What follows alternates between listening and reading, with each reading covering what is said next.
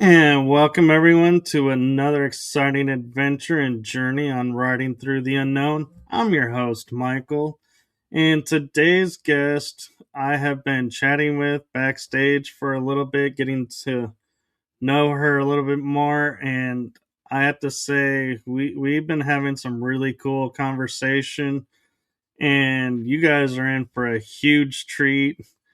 And so I am going to jump right into it, and I am going to hand over the show to my amazing guest, the one, the only, experience extraordinaire, Professor Elizabeth Karp. Thank you so much. Should I just give you a little bit of information about me and a little background? Yes, please. Okay, so I am a trauma therapist, a rape crisis counselor, a sex therapist, a brain spotting specialist. Also, after my near death experience, I took 3 years of energy medicine healing from Cindy Dale. But prior to that, and I love that you have that space stuff on there about secret government space stuff, because my father was NSA and he was killed. So I really always wonder how, he worked at Fort Meade. He did interesting things. We don't know what they were, but I really always wonder how that happened. And then what happened is my mother trafficked me to Florida, and I was then raped, enslaved, and tortured for 3 years by a pedophile. And my stepfather, who happened to be a cop, and my mother worked for the Justice Department. So I was really tortured for 3 years as a child.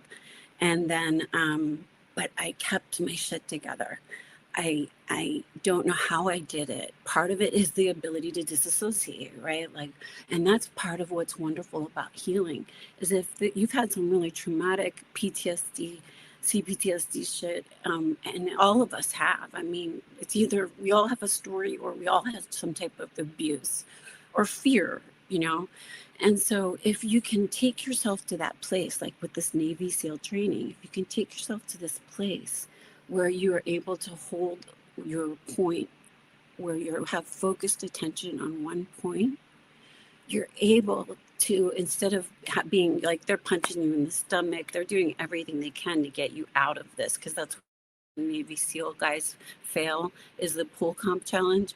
And if you can remain focused on one point, you're able to take the energy and move it to what not only keeps you alive, but helps you manifest what you want, what you need, what's the best thing for your healthiest you, or your highest you in this lifetime, right?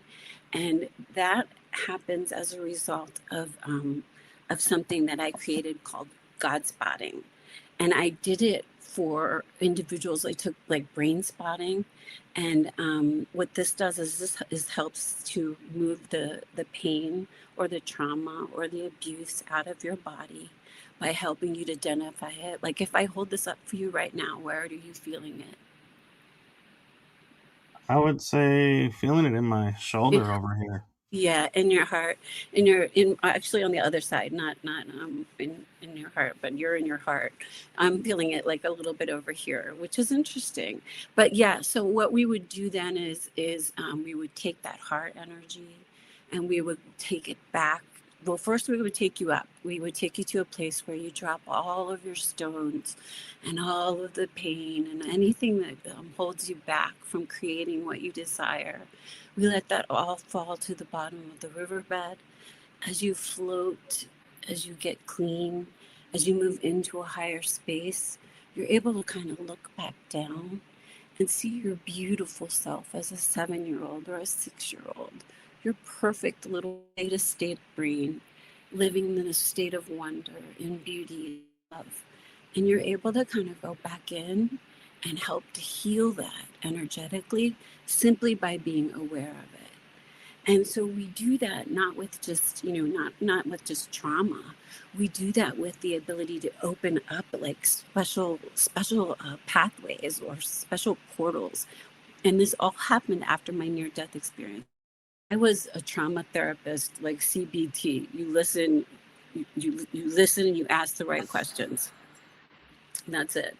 Um, but when I learned how to do brain spotting, all of my clients started to have mystical experiences. They started to say, "Oh my gosh, I had angels, and I met up with my guides, and this is the information that I got." And what did you get, Elizabeth? And like, you know, some people who are Christ consciousness oriented, if you, I don't really use that word simply because it's a put off for some people, but if that works for you, Jesus will come in, right? And you'll usually come kind of right into your forehead right here.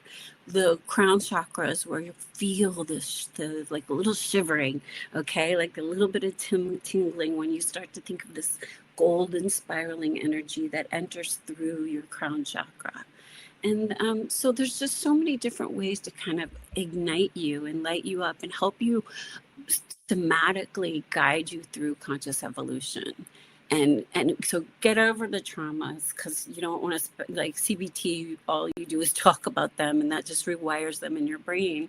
But these other better, higher order, it's like passing self-actualization and just moving into embodiment by, I want to live in this lifetime in presence and being a source energy. I claim it, and it works.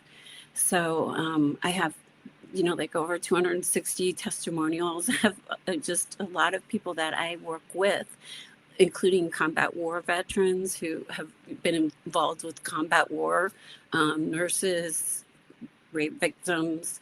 And what we do is we spend most of the time not talking about the trauma, but really moving, moving into the upper room or the upper realm, where like you have a very deep connection to the Pleiadians. So you would most likely go into like a Pleiadian hospital, and they would stand around you, and they are big on lasers. Pleiadians do a lot of laser stuff. So they would stand around you and just give you, and you might be asleep. You might be doing this when you're asleep, but it's something that you will remember if you keep thinking about it. And usually it's all blue and it's a hospital, and you end up feeling better the next day. And right now I'm getting a lot of pink for you, and I don't know what pink is. Pink must be something to do with like divinely feminine energy. And that's on, let's see, I think that's on your left side, right? Yeah. Left side was that divine feminine energy, and you should be feeling it a little bit, the tingliness that's moving up your crown chakra. Do you feel it? Yeah, I feel it over here. Perfect. So, as a somatic therapist, as a trauma therapist, when I started to get the verifications of, oh yeah, I feel this here, or that's where it is right here. Well, the body keeps the score, and we don't have to wait around for you to talk it out. We don't have to wait around for you to. I prefer like people who've been through CBT and are like, I need this. I need the spiritual component. I need the part that helps me remember who I am, what I am, how I serve. And that's what this is. This kind of just helps you remember you're an expression of God. You came, or source energy, or creator energy, or whatever you want to call it. And you came into this planet in order to do a million different things. None of them are to suffer. And that now you're born at the perfect time to co-create, even though it's super chaotic right now, co-create the most beautiful and exquisite manifestation that is awaiting us, because starseeds like you didn't come in and experience this lifetime and all the heart for no reason. I mean, does that make sense? There's a lot of It starseeds who are, it hurts to live right now. It's painful. it does make sense, and I've heard that too, and I've often wondered, because my mind seems to be wired a little bit differently. It's like I view everything third person viewpoint instead of being emotionally. And what I mean by that is if something traumatic happens to me, I'm just like, okay, and able to and be like process it and everything, but I won't show emotion.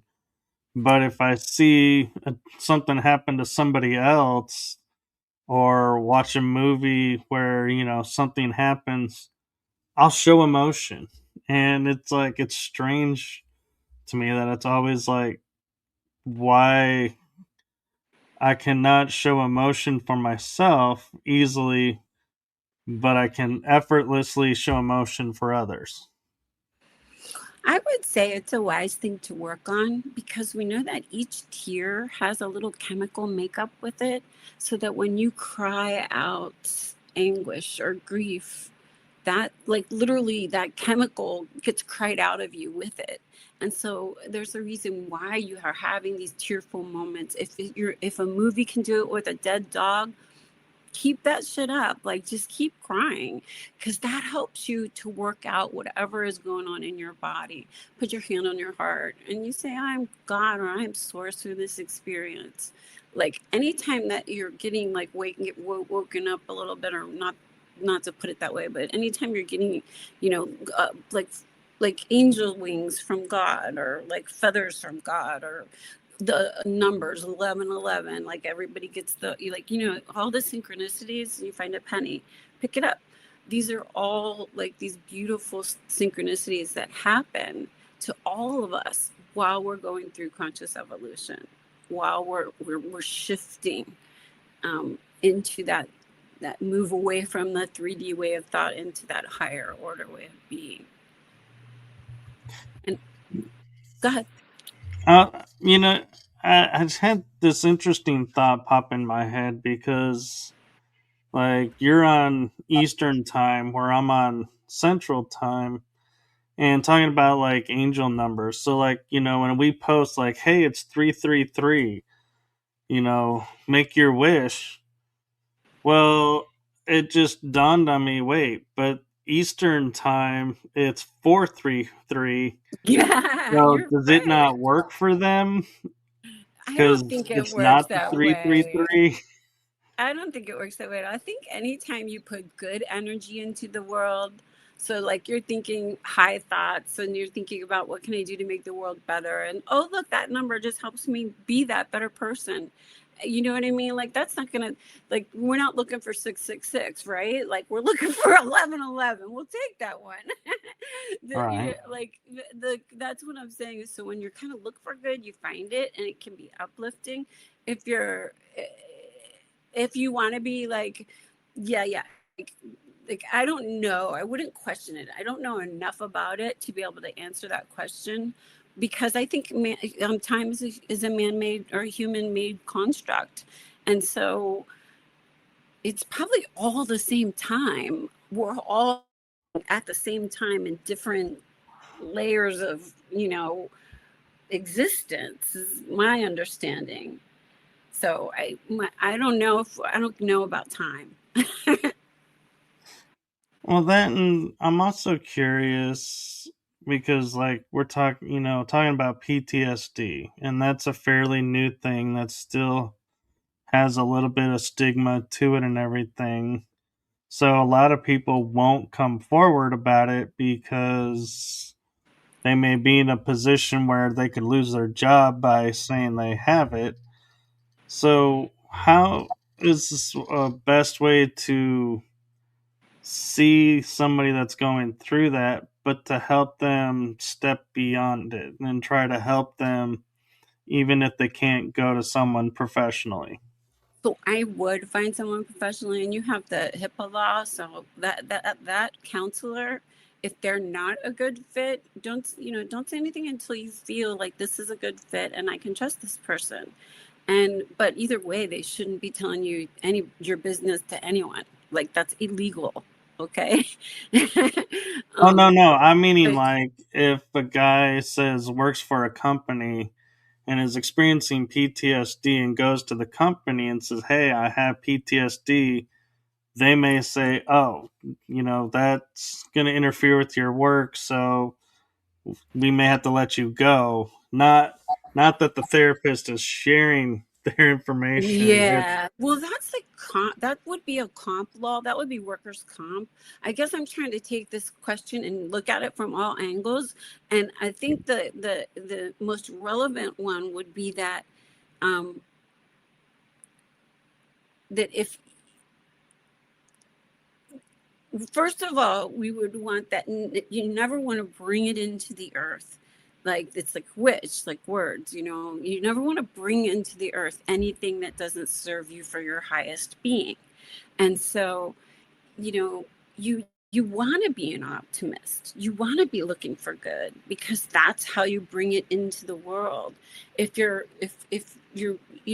so what I'm saying is like cops who or firemen who have PTSD. I've worked with them before. I've worked with particularly this great fireman he fought the fires in California with the huge where you fly over, and I mean he was a big deal firefighter, and I can talk about him because I'm not saying his name, and I'm not a trauma therapist any longer. I'm an author and a filmmaker and a person who created God Spotting and an expert witness. I'm an expert witness when it comes to rape and child sex abuse, so I can testify in trials. But on the other side of that, I'm also a minister. I like when my clients started to have these experiences that they couldn't explain, and everything is only ever good. So there's never any fear. We don't have any fear. If there's any fear, usually it has to do with one human being, just because we don't do this as much anymore, slowly gazing lovingly into your eyes, because I don't know you, but I died. And to me, you're the most beautiful thing in the world. You're like all things, like just a beautiful puppy. You're like, you're gorgeous. And that's because I see who you are, what you are, how you serve, right? And so I see everybody as really attractive for the most part. Not everybody. Believe me, there's some unattractive people, but and I just mean that from their sparkleness. So after that came in, and I was able to be, a trauma therapist doing brain spotting, I realized I was putting them in a mystical place that they could meet their angels and their guides, move up to this higher room or higher realm. Like for some people, it's a meadow or a field or flowers. For other people, it's waterfalls. For other people, it's just like hanging out with the consciousness energy. Jesus is like sitting on I don't know. He comes to people usually when he's about 16 years old. Don't ask me why, but that's which one works with me.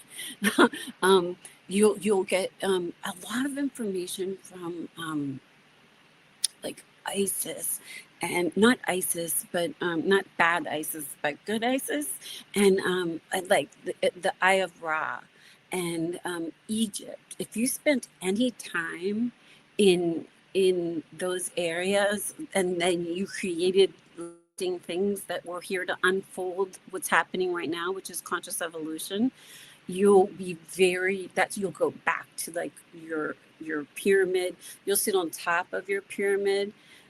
You will like spin around in order to decide which direction you want to move in your future, so that like if you see the love of your life or someone you think that you love, and you want her to come closer to you, you just take your hand and you move like this beautiful kind of translucent bubble of her, and you bring it into your heart gently in. And you can do that with anything. And we want to bring in lots of money and just like that right now, like to ask for that, because I think that you had a hard go of it on this life, and I've had a really hard go of it on this life. And it's like I need to sell my book, I need to do these things, and I think we need to have an economy that changes for healers and for people like us who are doing this for, like, there's a whole economy in it that hasn't really been, I don't know, taken advantage of. because these things, work as well as you can only take CBT so far, but after that, which is just cognitive behavior therapy, talking about things.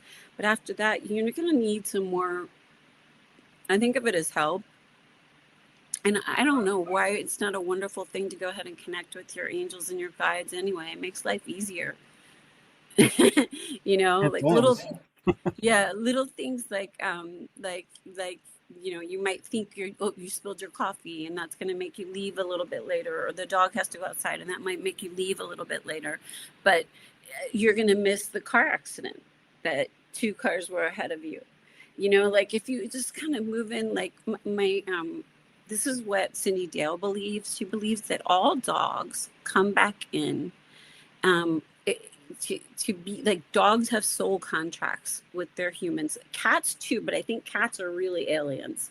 Like I think cats are like, I'm not sure if they're on the same like unconditional loving area as a dog, because cats are so like, cats are cats. Territorial. Yeah, and they're ethereal. I think of cats as like aliens completely, and octopuses. Like that to me, those two things are beautiful examples of whoa, they're cool.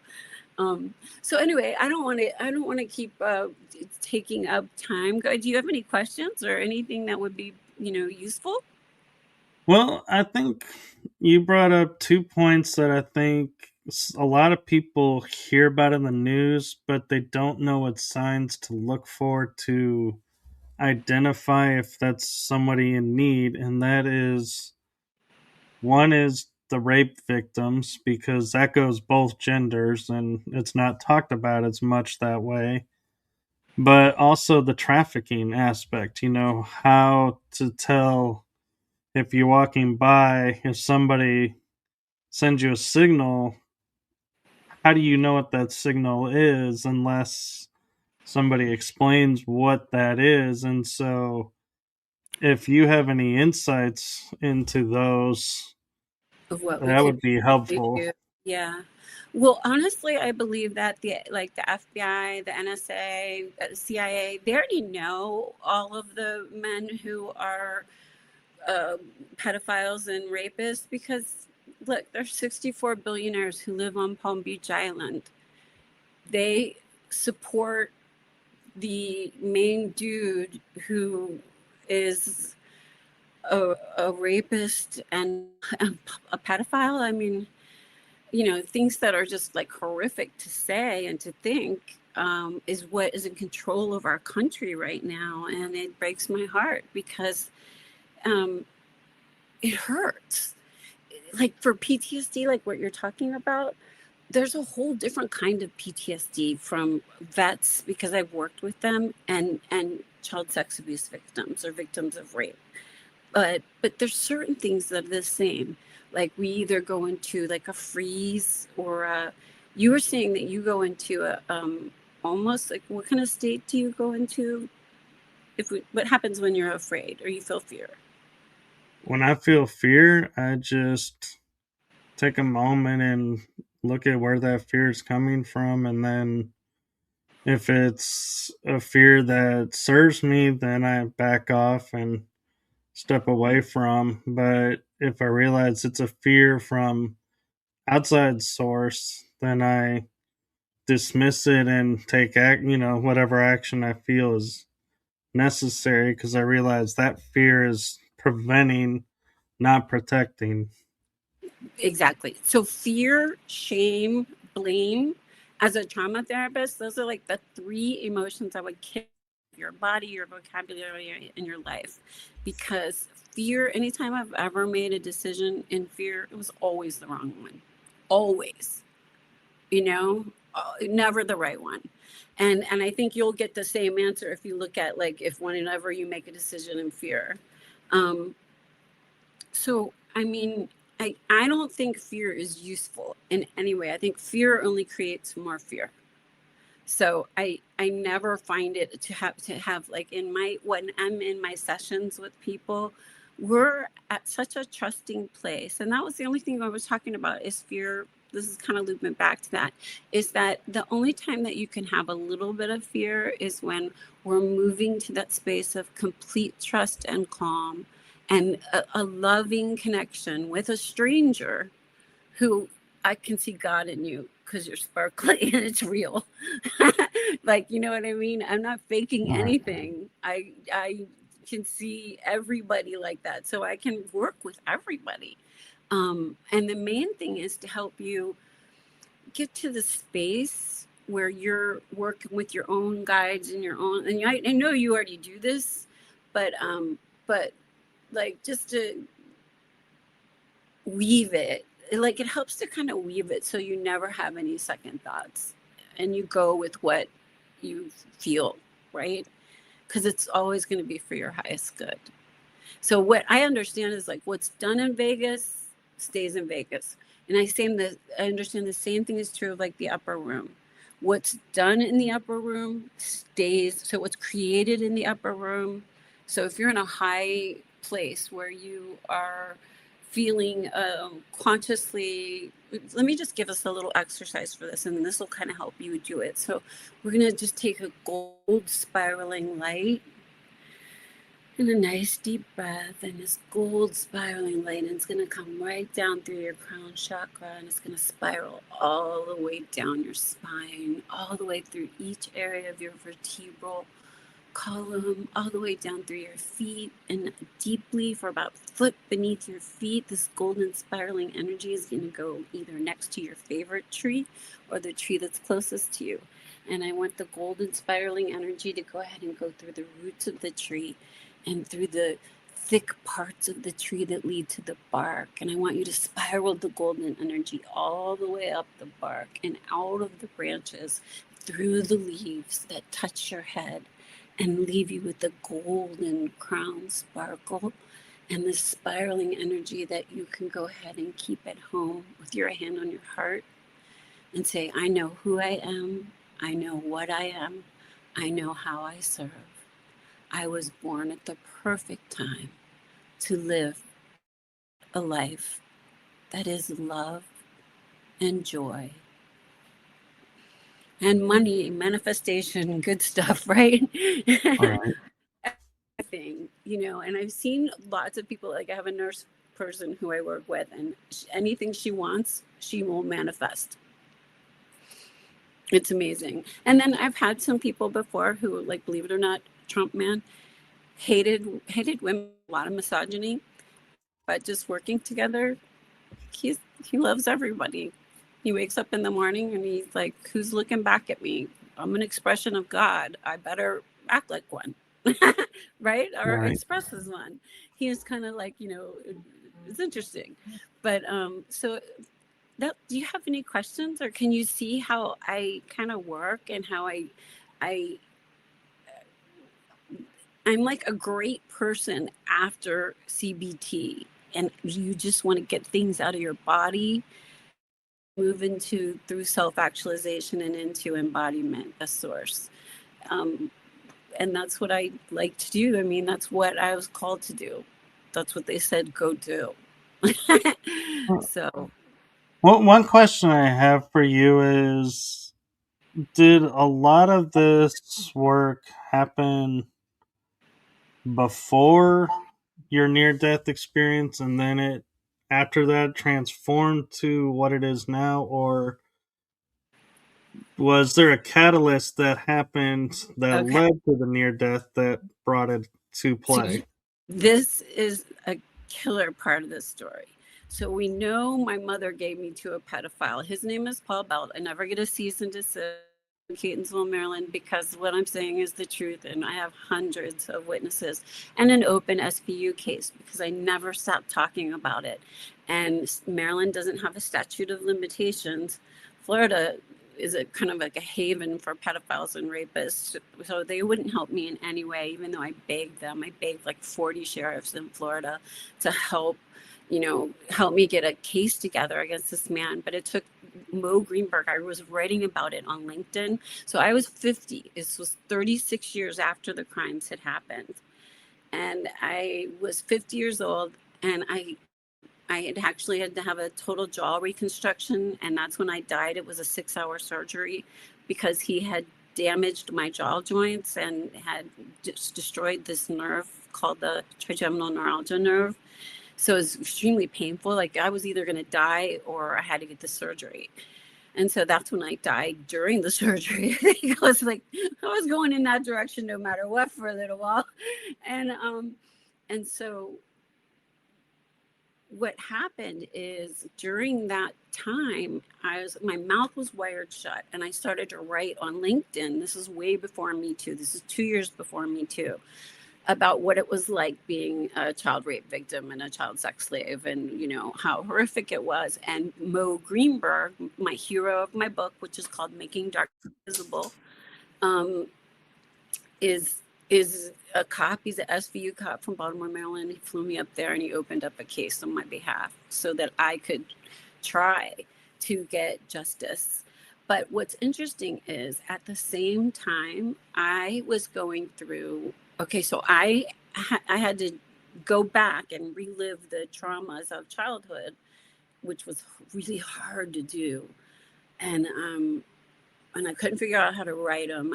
I had to tell somebody. That's why telling storytelling and your podcast is so brilliant, because people need to talk about things in order to help them feel better, and then help them move to the next level of where do you go, right? Because there's other things to do with healing.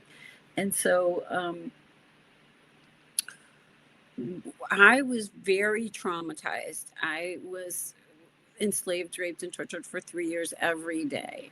And my mother knew, my stepfather knew, he was a cop, and no one was going to help me. My sister knew, no one was going to help me. And so I just endured this. But it took me 36 years to write about it on LinkedIn while my mouth was wired shut and I couldn't talk, which is the worst thing that you could do for a child rape victim, because he raped me in my mouth a lot. And that's really that's where your body keeps the score. That kept a lot of the score. And so what happened is my ex-husband read what I had written, and he filed for divorce from me and made me and my oldest daughter homeless for 6 months. My mother gave a gun to my child rapist to take me out. Literally, I'm not kidding, to get rid of me, because I was starting to talk, and they knew, I was trafficked in 2 states. They knew what they did to me for 3 years was truly a crime and evil and torture and human trafficking and, all of these things. And my mother should be, Mo Greenberg wants to hold my mother responsible too. But nobody, wants to get it like an 80-year-old and put him in jail. But I'm all for it. I'm all for the consequences of both my mother and the man that raped and tortured me and enslaved me for 3 years. Because I've had to live with so much pain, and I've had to live with so much. So anyway, I died during that NDE. At the same time, so the NDE was a little bit before, but so I started to get interested in conscious evolution, shifting. I listened to a lot of Paul Selig. I don't know if you're familiar with him. He does a lot of channeling for Melchizedek. And I started to just get, listening to angels, listening to guides, like getting more psychic and clairaudient, getting clairvoyant, getting cognizant. And that's really what happens with my clients, is they get the same way. We just I'm like a little portal to help them do that on their own. So I didn't really believe in God before this, like much. I had angels when I was a little girl. Like after my father died, I had angels that came up to the roof of my ceiling. I think angels when I was vaginally raped for the first time. I disassociated completely head from my body, and I could see like the little tan lines on my body and just it being harmed and tortured, but my head was not staying on that body. So I think there might have been some angel energy there because it didn't, I was far away from what was happening to me and couldn't feel the pain. So,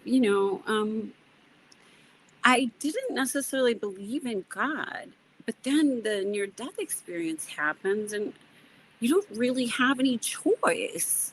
And then I went back to work as a trauma therapist, and everybody's having mystical experiences. So I was like, this is beautiful. When is, but it's really hard. It's, I made up my own job because I'm a God spotting specialist, and and people don't know what that is, you know? Yeah, no, I agree, and it's beautiful how you turned it into such a gift for humanity. But, and I don't mean but like to mean going to a different space, but I'm more of, if people are in that position, what is some advice you can give them to survive the day to day? How did you manage for 3 years to survive, and then how did you break Don't free? don't do it for 3 years. Tell somebody you trust. Tell your best friend. Tell somebody who's got some balls, like not a guy, but like somebody who's got some balls of like, we know this is wrong. We'll take care of you. I'll hold your hand each step of the way. It's lovely if you have support, but frequently what happens, like 80% of the time when girls, they are not believed by the mothers. So, and the numbers that I'm working with are from Tim Tebow's foundation. So it's 1 in 3 girls and 1 in 6 boys. Um, and part of that has changed a little bit with the boys because they've gotten rid of the Boy Scout stuff. So that was a big number that was kind of reduced with that. So we don't really know the number with the boys because boys don't talk about it. That's the truth. Like you got to be like usually suicidal or in a place where you just can't take it anymore, because men and boys don't talk about these crimes against their bodies, and that's debilitating. That's really just not a great way to live. And then with girls and women, 1 in 3, I would suggest that you tell somebody first who believes you and who is going to help you navigate the process. If you don't have anybody, call RAINN, RAINN. I used to call them all the time because I didn't have anybody. My mother tried to kill me and gave me to a pedophile. Not a good mother, right? Not a good soul contract with that woman. And I'm forever like what I had to do by suing, by getting an SVU case open and suing the man. That's another thing that you can do is you can get a lawyer right now. If there's a statute of limitations, it depends on where it happened. It depends on how long it happened. Like my cop was very interested in me because it was 3 years, and that's torture, and I should be dead. So I would suggest that you call your police where it happened. The least you have it documented. Cops don't care. Like in Florida, I told 40 police, 40 sheriff, 40, I counted them, that I was a rape victim and that I had married a Trump man who also thought he owned my body. So when I would take Ambien at night to go to sleep because of the child rapes, he would take advantage of my body at night. So not only am I Virginia Giuffre, with the Epstein thing, I'm Giselle Pellico. I truly am, and also I'm educated. I'm a therapist, a sex therapist. You know what I mean? Like I am truly an expert in the area of rape. So I would say that if it's happening, it can't happen for 3 years. It needs to be ended, and you need to do it immediately. And you figure out where you're safe, and you find a safe person, and you call the police. You might get a terrible answer or a terrible response, but at least you've documented something. Okay. And that's how you get them. I would go on LinkedIn, honestly, track them down. Most of the men who cause us harm, honestly, according to Tim Tebow, are our fathers. Most of the men who rape us as children are our fathers.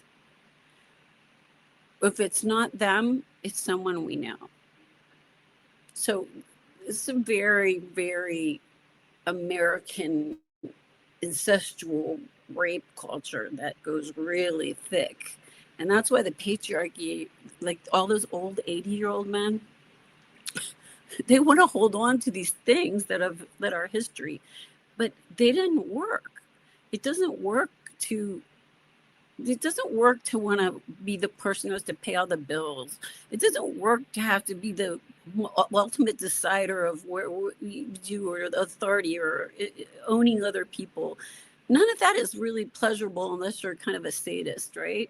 So most people don't want that job anyway. Most guys like your age or anybody under the age of like 45, they don't they see things differently.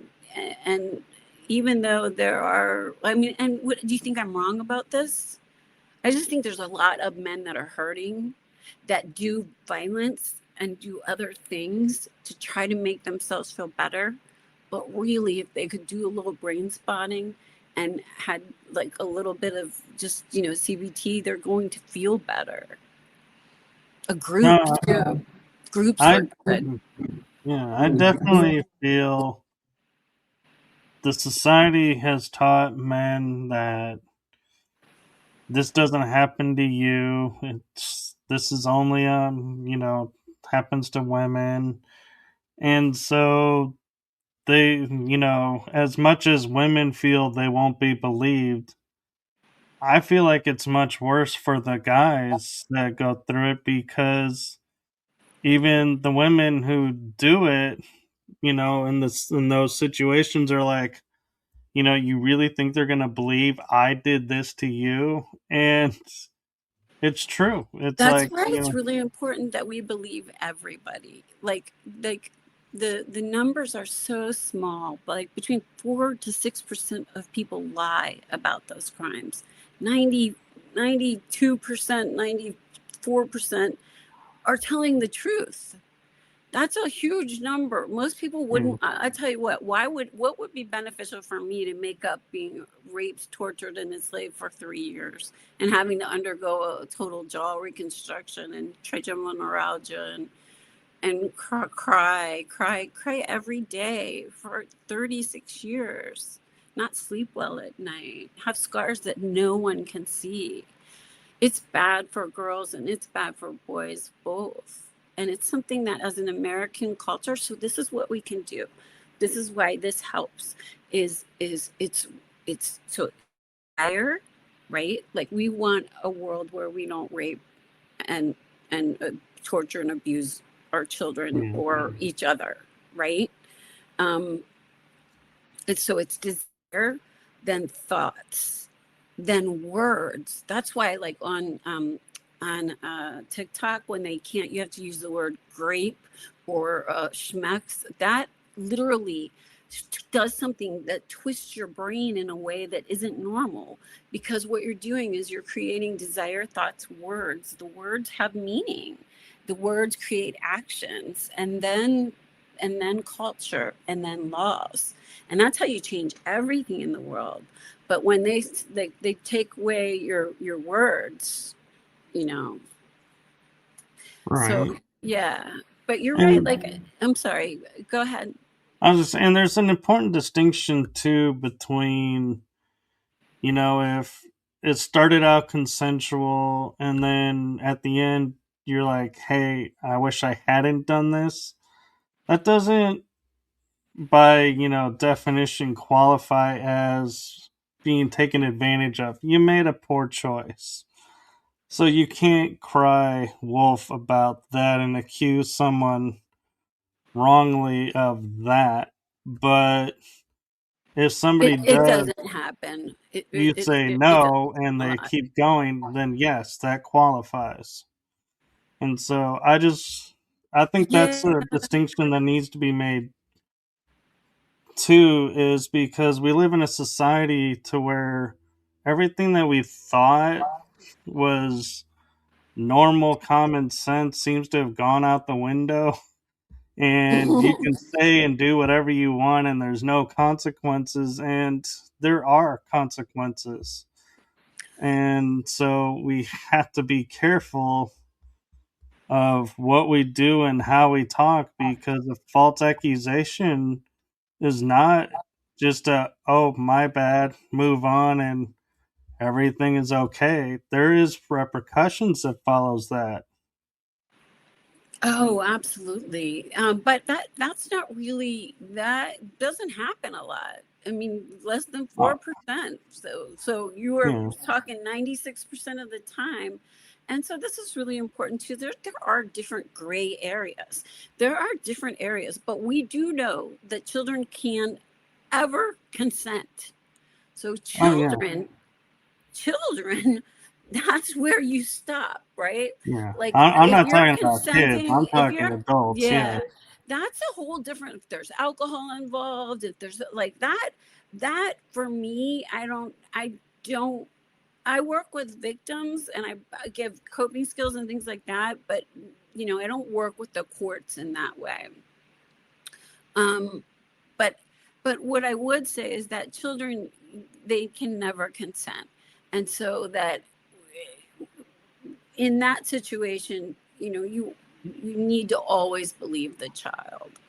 Oh, yeah. And the he said, she said, I don't know, that has a whole different level of like morality to it that isn't what I worry about the most. I worry about our children. All children are our children. I worry about them never suffering, never being harmed, and only being cared for by Yeah. us, I mean, admittedly, it scares me and it makes me feel sick to my stomach that we live in a world where we have to remind people that, yeah, children are children. They're not property, and they're not tools to be used for anything, and that, yeah, they don't consent. It's like that to me. It's like that's a given. They're not, that never should be a question, that's ever asked of them. Do you consent to this? Because it's a child. They don't understand what's being asked. And Mm-mm. it, even if they do understand, depending on who the person is they know, like, you're saying, when it's somebody we know, well, what's the one thing society teaches us? To respect your elders and listen to the grown-ups. So if the grown-up is telling you this, No, hey, that's so that's, patriarchy. Just because well, patriarchy no, worked but before, like you don't want to do that. I like most yeah, people have kids now are like, you don't hug somebody, don't hug them. If you don't want to, if that man makes you feel creepy, pay attention to that feeling inside of yeah, you. You know what I mean? yeah, Like, there's a lot of that's where I different was ways. going with it. Yeah. Yeah, Oh, I'm sorry. Go ahead. yeah, I was gonna say, that's the old way, but now it's a world where we actually don't even really have to somewhat even talk about some of these things, because the kids already know. It's like they have a somewhat of a knowing of, hey, this is wrong. This shouldn't, this isn't right. And will stand up for themselves, but we need to give them support to That's keep. rare. Usually what happens is they pick the loneliest kid. They pick the kid whose father's not in the picture. They pick the Right, kid whose mother is working two jobs. They pick that kid. Like that's right. what That's what happened I mean. to Yeah, me. we need to support them and Yeah. create a stronger community bond with the kids, that Yeah. nobody is ever alone. Yeah, I agree with you there. I agree with, well, just, yeah, I agree with you. But like what I would like to do, honestly, is so I live in West Palm Beach. And this is where at Trumpstein, they did all of their shopping for the girls in West Palm Beach. They would go to, like travel trailers or, trailer parks, like where I went. I grew up in a trailer park when my mother took me to Florida and trafficked me in two states. Um, you know, I my book is really good. It's called Making Darkness Visible. So you want to make sure that, like, because it's got healing things in it. But I would think that what Florida should do, because we have 64 billionaires that live on Palm Beach Island, and that's during the seasons. You know what I mean? That those are oligarchs. Those are all the oligarchs who are in charge of our country right now. If we just, kind of taxed them and help them create centers. And we should have centers like veterans do, but better. Like, not that they shouldn't have they should have good services too, but like they should take some of their money from Palm Beach and open up a center in West Palm Beach where they shop where the prey shop for their prey. And that is like, that's what my goal is right now. So, and hopefully, that might happen. Well, I'm hoping as the world is waking up and everything is having light shined on it to where, I mean, look at like the movie Sound of Freedom. It's like it rang a bell, and ever since that movie's come out, child trafficking is like almost daily in the news. It's being talked about. It's Yeah.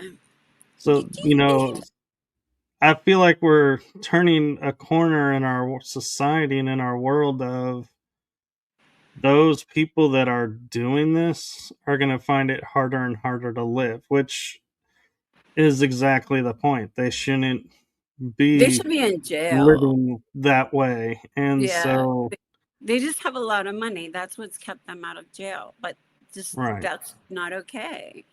You know, if you do bad things to children and women, you need to pay for it, Yeah, and especially I in this mean, lifetime.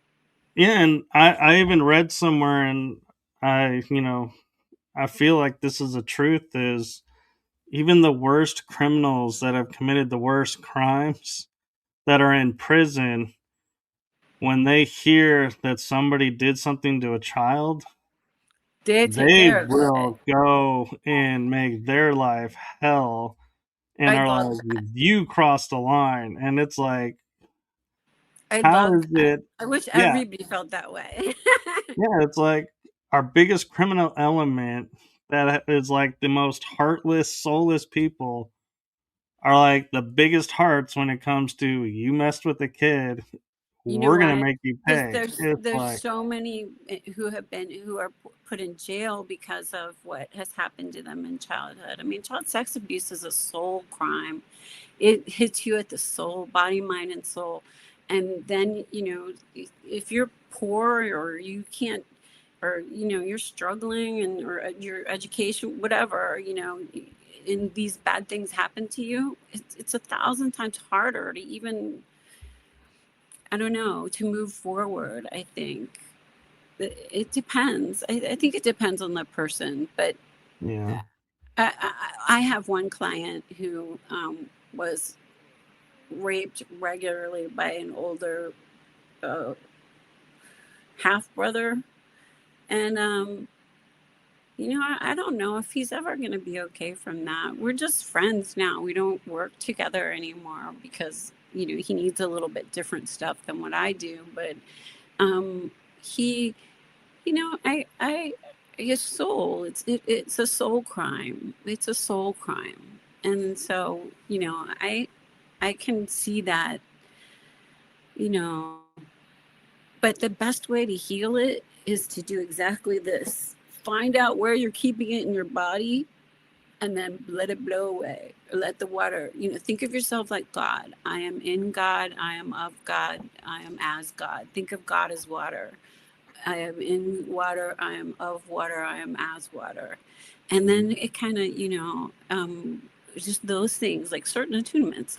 If you put your hand on your heart, I am God through my body, or I am source through my body.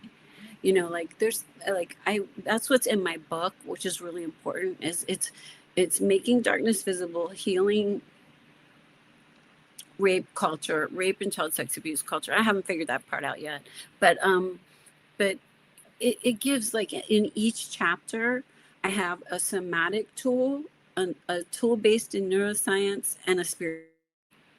like that is like this, right?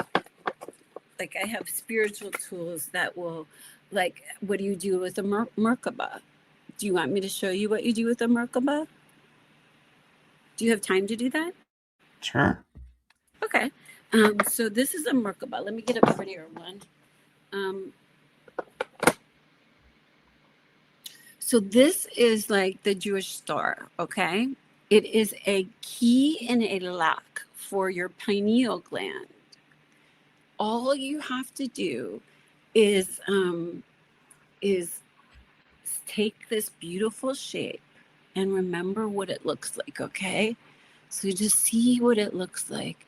And then you can close your eyes. And when you're ready, just start spinning it in between your third eye when you're ready. And if your eyes are closed, are you spinning it now? Okay, so keep it spinning, and you're spinning it clockwise like everyone does. I want you to go ahead and light it up now. Make it bright yellow and gold with golden streaks behind it as it starts to go faster and faster and faster. And then I want you to take that beautiful Merkaba and I want you to turn it purple, the color of love. And I want you to allow that purple Merkaba to spin all the way outside of your skull, all the way up through your crown chakra, back down and place itself in the lock and the key in the lock position. Keep spinning it. I want you to turn it red now. Red is a color for you. It means something for you that's beautiful and strong and earthy. It helps keep you on this planet. So we're going to turn this red just for a little while. And then when it's done, I'm going to go ahead and turn the whole thing a beautiful turquoise blue, like the water, like you are of the water, you are as water, you are in the water. You are of God, you are as God, you are in God. Keep spinning it and go ahead and turn it around and spin it in the other direction and turn the whole thing silver. And then allow your beautiful fingers to touch it, tip it, and go ahead and spin it in the other direction and turn the whole thing gold as you allow your lock and your key to be open for your third eye and your pineal gland. As you sleep better tonight, as you know who you are and what you are in truth and how you are in truth. You are the divine, manifest in field and form. So be it. God is you.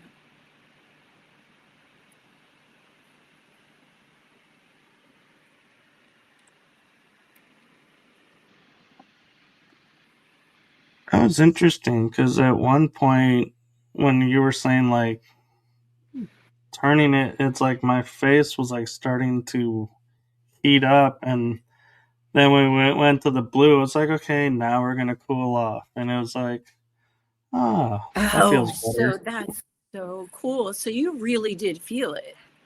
That's very interesting. You're the first person who's ever told me that. Like usually people tell me they get tingles, but you with the red came in and red never comes in. So red is a very important color for you right now. It has something to do with dragon energy. It has to do with like Chinese New Year. I don't know, maybe I could be wrong, but it's dragon energy. And dragon energy is always clean. So when there's chaos, you'll get dragon energy that comes in to clean up any of the mess of old problems that you've had, of old trauma, of old pain. And that's why that red came in. And I didn't know what to do with it.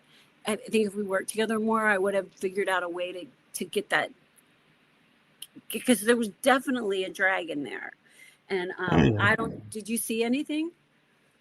Oh, I could see the colors and I could see the sparks coming off of the Merkaba doing its thing, and then yeah, I could see when we like were shifting it and kind of like the birthing of the energy. It was like, yeah, I could see like the alchemy of the dragons of each element merging their energies into a single point, and then one, like we would say, avatar dragon rose up and was like, So you this were working is with dragons here? Yeah. And then I'm brought up Red Dragon. That's pretty wild. That's synchronicity. That's our guides. So that's wild. So you literally, but you also did a sacral, you did a not a sacral cleanse, but you did a whole chakra cleanse with your dragon. It sounds like you did a whole, I don't know. It's just what it feels like to me. Yeah, I do my best to keep my chakras open and running to what's the proper speed for me, because I've had them too fast and then I'm like, energy just goes out of whack. And I have a friend who's a chiropractor that does all this kind of work, and he's like, oh, yeah, we need to tone this one down and raise this one up. And now they're all in the same. And it's like, I feel so much better when they're all in the same speed and alignment, but I can definitely tell when one is slowing down or speeding up, and it's like, hey, hey, hey, hold up, stay in balance. Interesting. Very beautiful. So you know how to do your own energy healing. That's beautiful. And the key is you know how to identify it if it's not serving you, and let it go, which is Yeah, hard to do. Like, I'm 59, I can do all this stuff. I have trigeminal neuralgia, like I told jaw reconstruction, have broken neck in 3 places. The only reason why I feel better is because I do believe in God, and I had a near-death experience. I think if I didn't, I would just be really exhausted and not feeling good all the time. You know what I mean? Like, just in pain. oh Because there's yeah, so much harm of childhood, of being raped and tortured in childhood. And then again, when I get married, and then, we have this head guy who's like a rapist and a pedophile in chief. And that's really hard on most of us because it's a trigger. So, like, I kind of I move around that a lot because that's why when I died, I came back in to do that. So I almost always come back to that. I'm sorry. I wanted to keep you in your beautiful Merkaba place, actually, because that is a better place for you to be. So, and I love that your Merkaba opened up whatever you needed to see during that time. That's really beautiful. and when I was in my late 20s, early 30s, I would wear a Merkaba around my neck all the time on a necklace. So this was you, and that's Melchizedek, and that's Hmm. like a certain kind of angel, I think, right? Like, is it Merkaba like a certain angel, dude? Or Yeah, Melchizedek, I believe, was one of the arcs, like Michael, Uriel, Periel, all of them. and teachers, they're always like Yes. teachers. Yeah, so cool.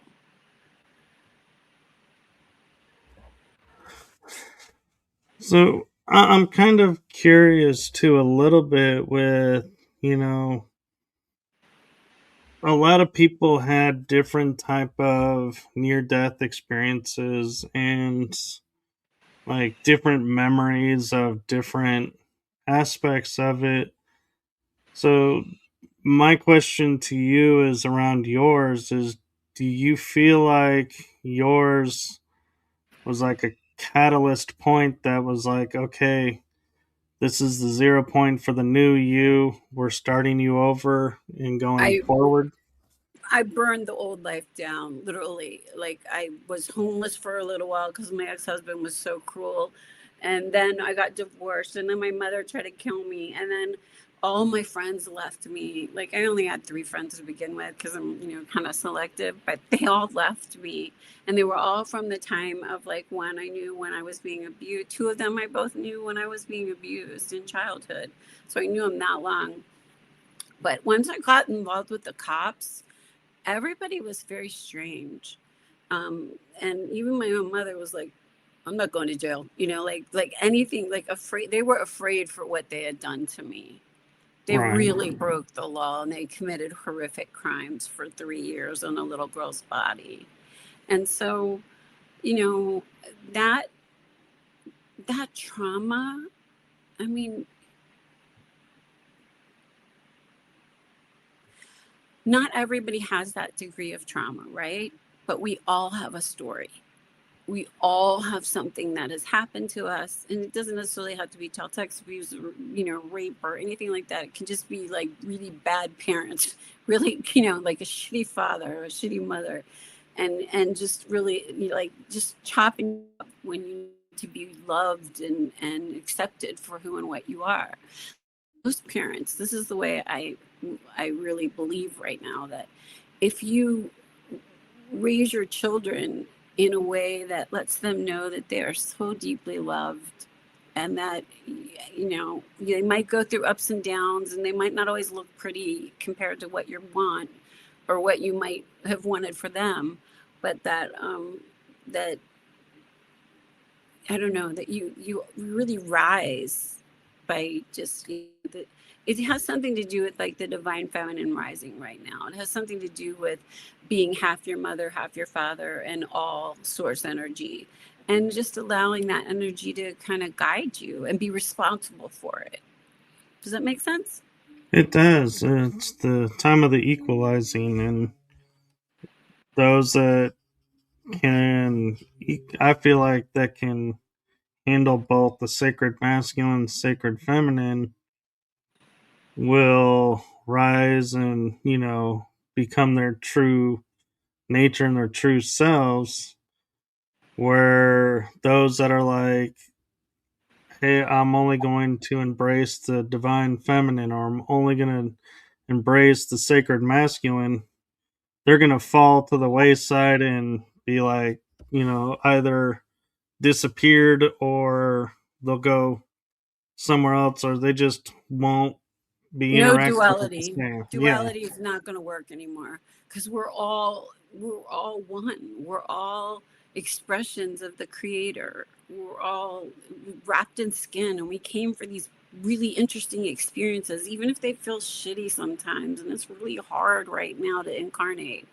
um, and what we're doing to Gaia, and like the food that we eat, and it's like all consumptive. The corruption that has impacted us.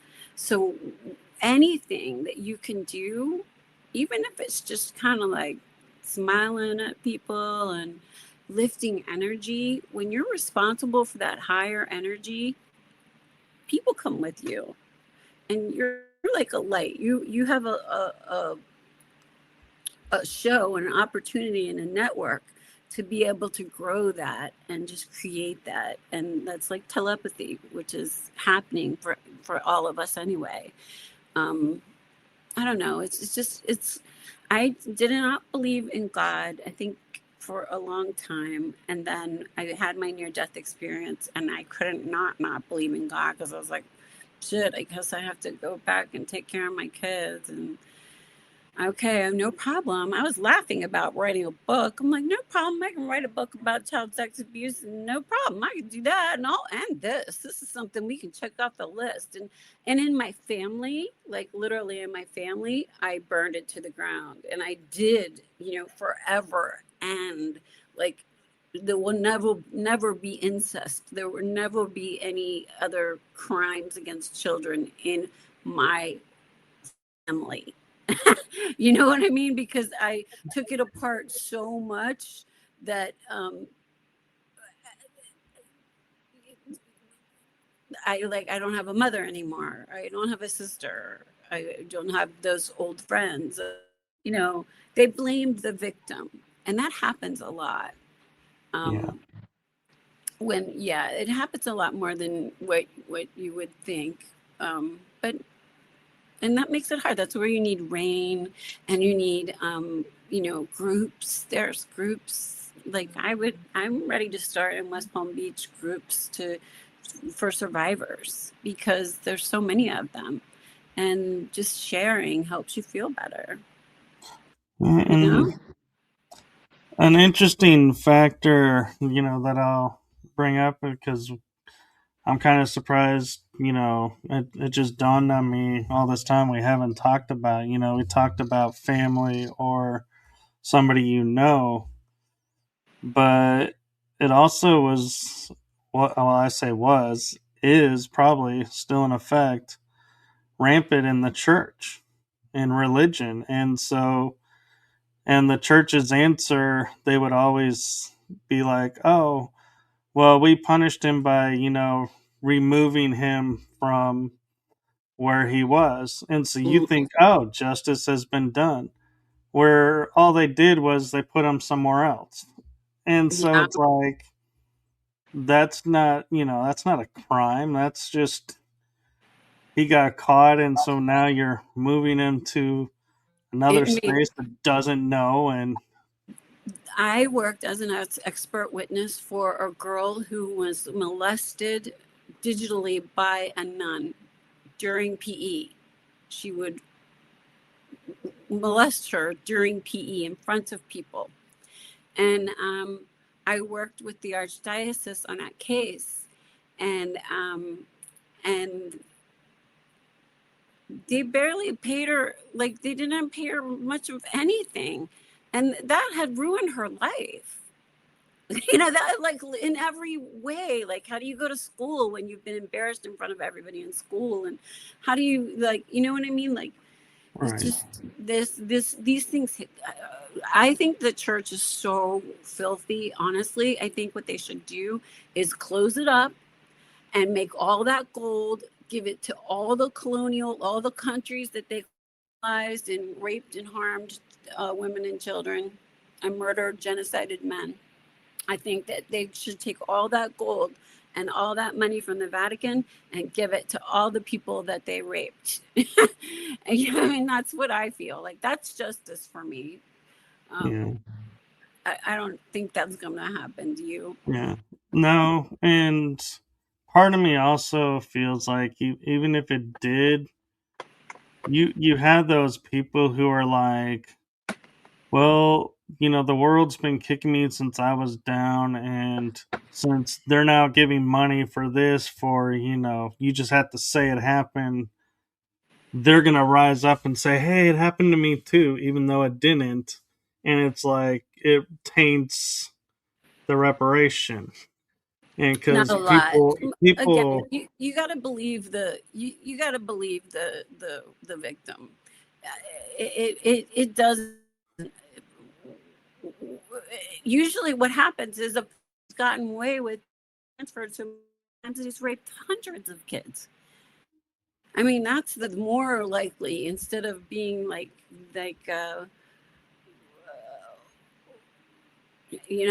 believe me, I talked to the cops, the sheriff's office 40 times. I reported what was happening with my husband. And 40 times they either put me in handcuffs, laughed at me, took me to a mental institution, because I said also that I had a near death experience and I was clairvoyant, clairaudient, I wouldn't, any minor thing, you know what I mean? Like, that shouldn't have gotten me hospitalized, but my ex-husband had deep connections, and they just threw me, they wanted me to shut the fuck up. So believe me, my experience with talking has been, they don't want you to talk. And that has been part of the problem, is by saying, oh, well, if you say this, you're going to ruin his life. I was a sex therapist in Ponte Vedra Beach County. Sheriff Hardwick said to 3 girls who were raped by 3 different lacrosse players, you'll ruin his life. All 3 of those girls had to leave that county. They had to leave the county. They couldn't live in St. Johns County anymore because it had grown too much. Everybody knew what happened, and they protected the lacrosse players. And that's been the situation in every situation that I worked in a sex therapy case that involved any type of child sex abuse. yeah, The cops are useless. They've been useless unless you go to a place like Maryland that has no statute of limitations, and it had some funding to, it's a whole different vibe. Florida really is a haven for pedophiles and rapists. and I feel like, I kind of agree that we live in a society to where if you are famous or you're on the verge of becoming famous, you have that ability and you're like a rising star, that they bend the rules for that person so that they can achieve their deal and don't really care about the rest of the people. And I feel like I personally want to say that I'm hopeful that that system is changing to where we're starting to see more of the like athletes being held accountable for their actions. May not be still to the same degree as the normal person, but it is a shift. And so there is hope that, it'll keep going and will bring an end to it. But yeah, I agree. We have to stop saying to someone, oh, because you're in this position in your work, we can't touch you. It's like nobody should be untouchable except the kids. The kids are untouchable. Exactly. I'm like, if you're an adult, do anything you want. I could care less. But don't hurt dogs or animals, farm animals or children. That's Right. my only. That's what I learned as a sex therapist. Except that I did work with a lot of Navy guys who had addictions to porn, and they also flew the drones. So that was really weird. That was because I worked in Jacksonville, so that was a lot of it's the fathers. Remember, it's men that we know. The majority of the time, it's our daddies, it's our fathers, and they're the ones that consume the most C-SPAM, the porn, child sex abuse materials. They're the ones that trade in this. It's our fathers. I mean, not my father. My father was a good man who like loved me unconditionally and always took good care of me and protected me. I think he prepared me to be a strong and like indomitable person because he gave me 8 years of his unconditional love that made me know who I was, like he would tell me things like, you are the stardust and you are made of sunshine and you are like, he would tell me beautiful things about myself and my green eyes, because I have green eyes, they're very rare. And he would say, you're like from another planet. And you know what I mean? Like he was NSA. He did cool shit. I don't know exactly what he did, but he did cool shit and he knew cool things. And my mother forgot I existed and gave me to a pedophile. She just started drinking and she just didn't care. So I really had a hard time with that. Like a mother wounds. That's a big part of my book too. Is the because my mom's the one who gave me to them. So I really don't have any parents. Um, so yeah. And so my last question for you, because we are getting close to time, is it seems like a strange question to some people, but to me, it kind of goes along with what we're talking about in a certain way, in a certain light. But with everything you've gone through, everything that you've experienced to date, what do you think are some of the positives that have come from it? Good question. The first thing is, after I died and I came back in, they showed me that we all take turns playing the bad guy.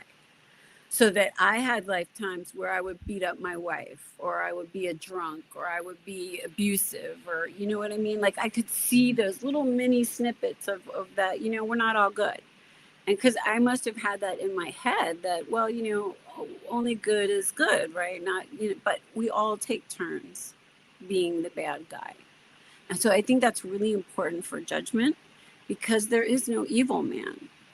And that's another thing that I learned. The second thing I learned was that the only sin is to deny someone's divinity or deny your own divinity. Like we are all expressions. I don't care how you want to think about it, but we're all expressions of creator source energy, and if you're a high expression, you are doing good in the world. And if you are a lower expression, you are causing harm right now, usually to women and children. Because that's what happens in war. War just hurts the women and children and poor people, you know what I mean? Because they take money for the war. You know, just this whole thing right now. What I've learned is that it is a marathon and not a short race, and that even if I have a book and a film and a documentary, and that the world is so busy, I might not be able to have people see it or hear it as much. So I'm very grateful to you for helping me make darkness visible, and I have all of that information in there. And also the last thing I would say is that um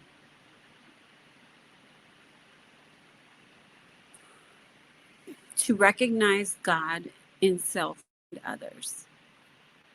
Just start kind of seeing, ooh, there's a sparkle there. There's sparkles. I don't know. Just to feel it. And you in particular, you have really good probably ability to see arc fields, and just because you'll be I don't know, that just gives you an elevated way of being, another tool to use. So, but thank you so much. I think that's it. Never deny the divinity in self or another. That's really the only sin. And we're all divine. We're all divine light beings. Yes, I agree, and thank you for that. And so, if people wanted to check out your book, is your book published yet? It's not published yet. Okay. I'm editing. I need a publisher, and I also need $8,000 for an EP for my documentary. So if anybody is interested in helping me get this, it's really, the book is a healing from rape and child sex abuse and CPTSD, and it gives you tools to heal. So it's not like the body keeps the score, where it's just like, yeah, the body keeps the score. It says, and these are the 6 things that you're going to do if you want to feel better, you don't want to hurt, and we want to learn from this and not feel this way ever again, because it doesn't serve us, right? So we move on. um, and so I would say that is really the most important thing, is to see the divinity in then you lose everything that's negative, falls away when you know that there's a divine being having a human experience in front of you, who might be having a really shitty day or fuck something up, or isn't the best, is the highest energy. You can lift that energy by being the lighthouse or the beacon of good that you are, because you know who you are, what you are, and how you serve. And I just had a thought that popped in my head, and I'm curious your thought on it. Is, being from the point of view of the therapist and, experiencer, how do you keep from getting stuck in the trauma and the story? Oh, well, I did a ton of work. I did a shit ton of work. I tried every kind of modality for mental health that you could try, literally. If it's out there, I did it. Because I'm the kind of person that if I read a book or I go to an experience, I'm going to remember it and share it with you, right? If it works, that's just who I am as like a teacher. But, but I, oops, I dropped. Tell me what the question was really quick. It was, how do you keep from getting stuck in the story and trauma? That's interesting. So that's exactly what happens, is you will get like a tiny flashback. And that's how you can tell when you're talking to people who have trauma, if they drop for a moment, and they just like, they might get swallowed by the history of what happened without even putting it all together, right? Um, and then you just come kind of back into it. I'm super compassionate, and I kind of like, it brings me great joy when somebody goes into a trance and then they come out and they're like, I feel like a 7-year old, and I saw Jesus and I went skipping through this waterfall, and like, you know what I mean? Like, that lifts the world. That makes the world a better place in presence and being. And so, the more I do it, the more healing it is. And then people can share that. Like, I think energy healers and people who are folks who are who haven't found an economy yet to like mental health professionals, they all want a way to bring a spiritual tool into it. That's what brain spotting and God spotting is. But I say healers use this, energy healers, anybody. It's like a tool. And I'm going to put a class together so that, because like the things that I gave you, anytime you're feeling a little anxious or a little tripped up, put that cube back in your head and spin it a little bit and remember, oh my gosh, I am God. Or I'm a beautiful expression of God, or whatever you want to call it. But yeah, I hope that answers the question.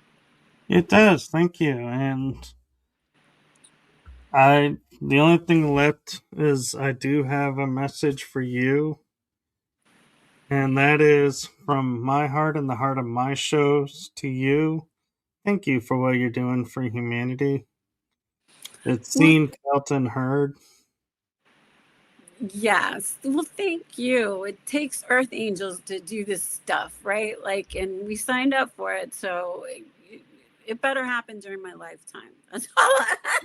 I've got a job to do, and I came back in, and it's like hard when you tell people, like, when I'm applying for jobs. Because I sold my house to write the book and to do the documentary, and so I need a job. And so they don't understand. They don't know what to do with, well, yeah, I had a near death experience, and this, it doesn't come off well. So, Oh, I'm trying to like figure out, well, what do I do again? Because I don't want to only do like CBT. That's so boring and anything done. So hopefully we'll get some more clients coming my way. yes, and more opportunities arise. So, Yes, and I'm so grateful and honored to see you, dear soul cousin. I know who you are, what you are, and how you serve. And thank you for your delightful energy that you brought with you today. thank you. Okay. Okay, so thank you to everyone who was watching and I'm participating in the Elizabeth room. Karp. I forgot to say that, elizabethkarp.com. And then I'm also on LinkedIn and TikTok and Facebook under Elizabeth Karp, or the United States of Consciousness. Sorry, I wanted to tell you that because I do want to sell my book. Yes.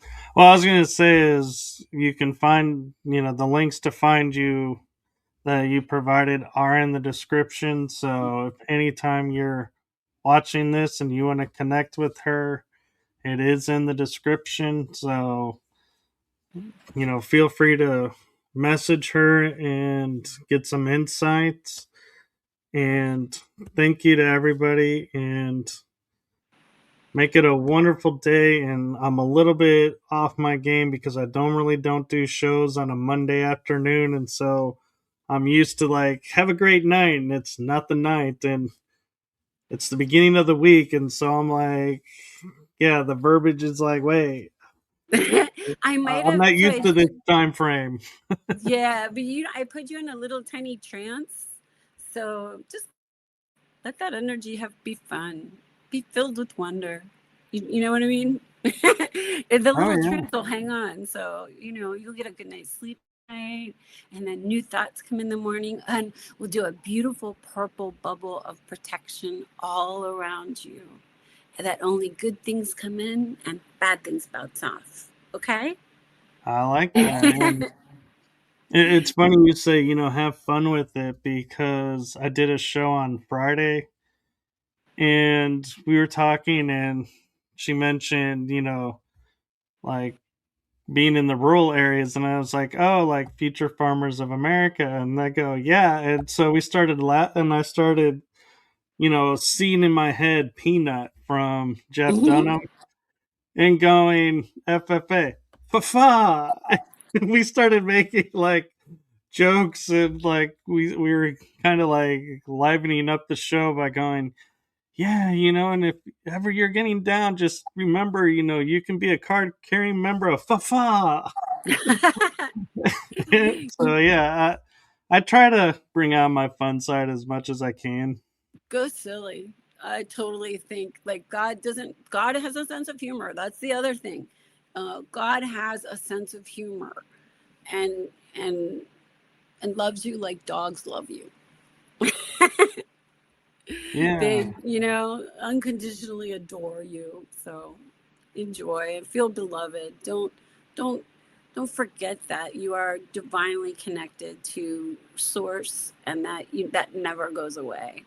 And you can channel more in on the days that you need it.